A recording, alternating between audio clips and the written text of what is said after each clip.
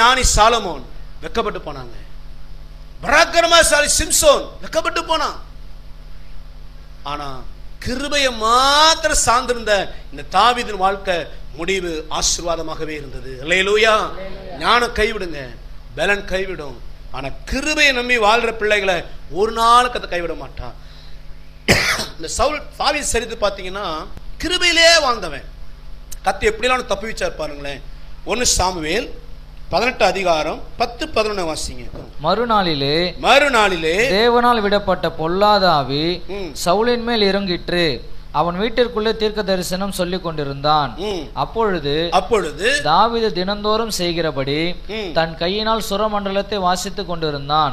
சவுலின் கையிலே ஈட்டி இருந்தது. அப்பொழுது சவுல் தாவீதை சுவரோடு சேர்த்து தாவீதை சுவரோடு சேர்த்து உருவ குத்தி போடுவேன் என்று ஈட்டியை அவன் மேல் எறிந்தான். ஆனாலும் தாவீது விலகி 2 தரம் அவனுக்கு தப்பினான்.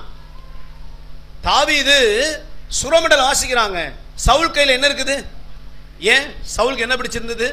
கர்த்தரால் விடப்பட்ட ஒரு பொல்லாத ஆவி. இந்த ஆவியை சரிப்படுத்ததான் தாவீது சுரமண்டலம் வாசிச்சு இவனுடைய அபிஷேகத்தினால் அந்த ஆவி வெளியேற போகுது. ஆனா சவுல் என்ன கையில பிடிச்சிருந்தானா? ஈட்டி. நல்ல கவனிங்க. அவன் ஈட்டியை பிடிச்சு அவன் ஆக்ரோஷமா இருக்கும்போது நம்ம முன்னாடி போய் நிப்போமா நம்ம? ஆனா தாவீது டியூட்டியா என்னதான்? அவன் ஈட்டியை பிடிச்சுதான் இருப்பான், அவன் ஆக்ரோஷமா தான் இருப்பான். ஆனா நீ அவன் முன்னாடி என்ன செய்யணும்? இசைக்கருவிய என்ன நம்பிக்கைங்க தாவீது போனா? தாவீது தடுக்கிறது கேடகமா இருந்துச்சு? ஒண்ணு இல்ல. இந்த இசைக்கரை வச்சு என்ன தடுக்க முடியும்? இவன் நம்பிக்கை என்னன்னா கேடகத்தின் மேலையும் பலத்தின் மேல இல்ல, தேவ கிருபை மேல இருக்குது. அந்த கிருபைங்கிற கேடகத்தை தாண்டி இவன் ஈட்டி என்ன சேதப்படுத்தாது. ஹல்லேலூயா. அந்த கிருபை அப்படியே தப்பி வச்சது பாருங்க. தாவீது சுவரோட உருவ குத்து. அப்படி என்ன அர்த்தம்? சுவர் பக்கம் தான் இருக்கிறான் தாவீது. அந்த செவுத்தோட சேர்த்து குத்தணும் தான் 2 தடவை வீசுறான். 2 தரமும் தேவ கிருபை தாவீதை தப்புவித்தது. ஹல்லேலூயா. நீங்க கிருபையை சார்ந்து வாழ்ந்தீங்கன்னா ஆபத்து நேரத்தில் அந்த கிருபை உங்களை தப்புவிக்கும். மனுஷன் கையில் விடாதபடி பாதுகாக்கும். உங்களை சபிக்கிற, உங்களுக்கு விரோதமா தீமை செய்கிற பில்லிசுனியமோ மாந்திரிகமோ எதை வேணாலும் அவன் செய்யட்டும், கிருபையை நம்பி இருக்கிற பிள்ளைகளை ஒன்றும் சேதப்படுத்தாது. அல்லேலூயா. ஒருவேளை நீ நம்பின ஆட்களே உங்க வேலைக்கும் தொழிலுக்கும் அன்றகொண்டு வேலை பார்க்கலாம். உங்களுக்கு நெருங்கிய உறவுகளே உங்க குடும்பத்தை கெடுப்பதற்கு பார்க்கலாம். உங்க நண்பர்களே உங்க பேரை கெடுக்க பார்க்கலாம். சோர்ந்து போகாதீங்க. கிருபையை நம்பி வாழுங்க. கிருபை விசுவாசிங்க. எனக்கு கிருபை போதும்னு விசுவாசிங்க. அந்த கிருபை உங்களை தப்புவிக்கும். அல்லேலூயா. அதே போலதான் 78 சங்கீதம் 70-71 வாசித்தீங்கன்னா கரவலாடுகளுக்கு பின்னாடி இருந்த தாவீதை கர்த்தர் தன் ஜனங்களை மேய்க்கிற மேய்ப்பனாய் மாற்றினார். அல்லேலூயா. தாசனாகிய தாவீதை தெரிந்து கொண்டு ஆட்டு தொழுவங்களில் இருந்து அவனை எடுத்தார். தொழுவங்களிலிருந்து அவனை எடுத்தார். கரவலாடுகளின் பின்னாக திரிந்த அவனை தம்முடைய ஜனமாகிய யாக்கோபையும் தம்முடைய சுதந்திரமாகிய இஸ்ரவேலையும் மேய்ப்பதற்காக அழைத்து கொண்டு வந்தார். தேவ கிருபை என்ன செய்யும்? ஆபத்துல தப்பு வைக்குங்க. ஒண்ணுமே இல்லாதவனையும் கிருபை உயர்த்தி வைக்கும். அல்லேலூயா. தாவீது ராஜாவாக என்ன தகுதி இருந்துச்சு? சவுலை ஆகிலும் அவன் நின்னா ஜனங்களை எல்லாரோட எப்படி இருந்தானா? உயரமா இருந்தான்.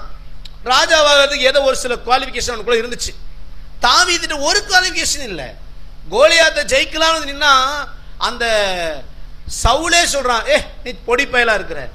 கோலியாத்து சின்ன வயசுல இருந்தே யுத்த வீரன், நீ சண்டை போடுறதுக்கு கூட லாக்கி இல்லைன்னு ஜனங்களால் புறம் தள்ளப்பட்டவன் தாவீது. அப்ப எங்க ராஜாவாகிறது?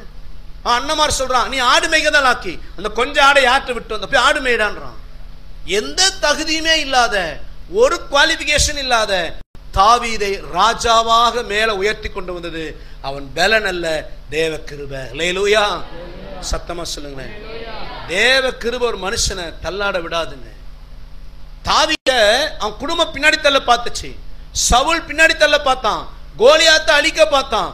ஆனா எந்த இடத்திலையும் தாவீதாகிய நீதிமானுடைய கால் தள்ளாட விடல. காரணம் தாவீது நம்பிக்கை தேவ கிருபையின் மேல இருந்தது. அல்லேலூயா. நீங்க தேவ கிருபை விசுவாசிங்க. நான் கிருபையை நம்பி வாழ்ந்தா என்னை கர்த்தர் ஒரு நாள் கைவிட மாட்டார். அல்லேலூயா.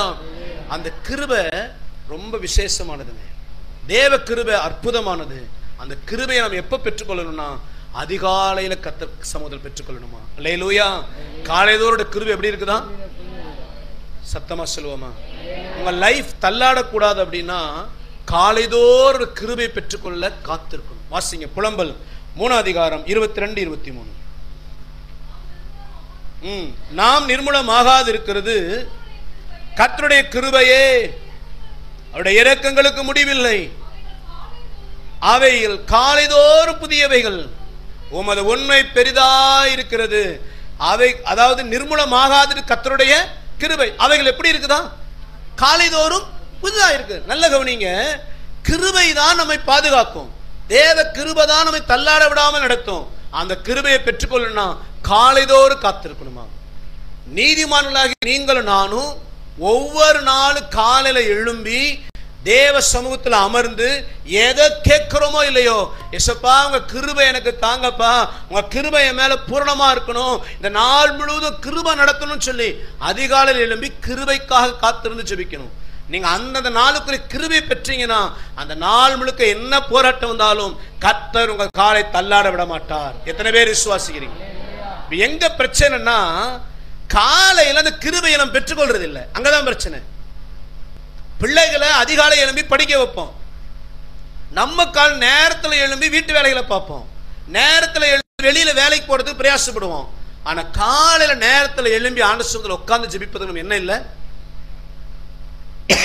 இஸ்ரவேல் ஜனங்களுக்கு வனாந்தரத்துல சாப்பாடு இல்லை. உடனே ஆண்டவர் வந்து அவன் தேவையை பார்த்து காலையில மன்னாவை கொடுத்தார். என்ன கொடுத்தாரு? ஆனா ஒரு கண்டிஷன், சூரியன் உதிக்கிறதுக்கு முன்னாடி மன்னாவை என்ன செய்யணும்? எங்க சோறு போடுறாரு, அவன் டைமுக்கு வந்து சாப்பிட்டு போனான்ல, அவன் எப்போனாலும் சாப்பிட இடம் கொடுக்கலாம் கர்த்தர். ஆனா ஏன் சூரியன் உதிக்கிறதுக்குள்ள வந்து எடுன்றாரு? ஏங்க சூரியன் உதிக்குள்ள வந்து எடுக்கணும்ன்றாரு? நீ காலையில எழும்பணும். அல்லேலூயா. அது உருகாத அப்புறம் நீ எழும்பு. காலையில நீ சூரியன் உதிக்கிறதுக்கு முன்னாடி எழும்பி வந்து என் கிருபையாகிய அந்த மன்னாவை நீ பெற்றுக்கொள்ளணும். நீ சாவகாசமா படுத்தூங்கிட்டு கொட்டாய் விட்டு 8-8:30 மணிக்கு வெளியே வந்தினா மன்னா ஒரு பீஸ் கூட கண்ணு சிக்காது. அன்னைக்கு முழுக்க பூவாக்கு பட்டினி. காலையில எழும்பி கிருபையை பெற்றுக்கொள்ளலனா நல்ல கவனிங்க, அன்று முழுவதும் கர்த்தருடைய மகிமை நீ பார்க்க முடியாது. வேலை இடத்துல ஒரே பிரச்சனை பாஸ்டர், வீட்டுல ஒரே பிரச்சனை, என் புருஷன் ஒரு பக்கம் இழுத்துட்டு போறாரு, பிள்ளைங்க ஒரு பக்கம் இழுத்துட்டு போகுது, என் பொண்டாட்டி ஒரு பக்கம் இழுக்கிறா, குடும்பத்தில் ஒரே பிரச்சனை. நீ காலையில எழும்பி கிருபையை பெற்றுக்கொள்ளலையே. சூரியன் உதிக்கிற வரைக்கும் உட்காந்துட்டு இருக்கிறோம், படுத்துட்டு இருக்கிறோம் கட்டில்ல. சூரியன் உதிச்சதுக்கு அப்புறம் ஆண்டவர் சொன்னார், சூரியன் உதிக்கு முன்னாடி மன்னா விடுனா ஒரு கூட்டம் லேட்டா போய் பாக்குது மன்னா இருக்குமான்னு. ஒரு மன்னாவே அங்க. சில பேர் என்ன நினைச்சான்னா தூங்கிக்குவான், 8-9 மணிக்கு தூங்குவான், பக்கத்து இருக்கார நேத்து அனுப்பிச்சு போய் எடுப்பான் மன்னா, அவன் எப்படி அள்ளி நிறைய எடுத்து இருப்பான், அவன்கிட்ட கொஞ்சம் கடன் வாங்கிக்கலாம்னா கர்த்தர் அங்கேயும் ஒரு கண்டிஷன் வைக்கிறார். அவன் எடுக்கிறது அவனுக்கு தான். நிறைய எடுத்தவனுக்கு அதிகமும் இல்லை, குறைவா எடுத்தவனுக்கு குறைவும் இல்லை. அப்ப அவன் எவ்வளவு எடுக்கிறானோ அவனுக்கு பினிஷிங் ஆயிடும். அப்படி என்ன அர்த்தம்னா, எவன் காலையில் எழும்பி ஜெபம் பண்ணி கிருபையை பெற்றுக் கொள்கிறார்களோ அவர்களுக்குத்தான் அந்த கிருபை ஆசீர்வாதம். அல்லேலூயா.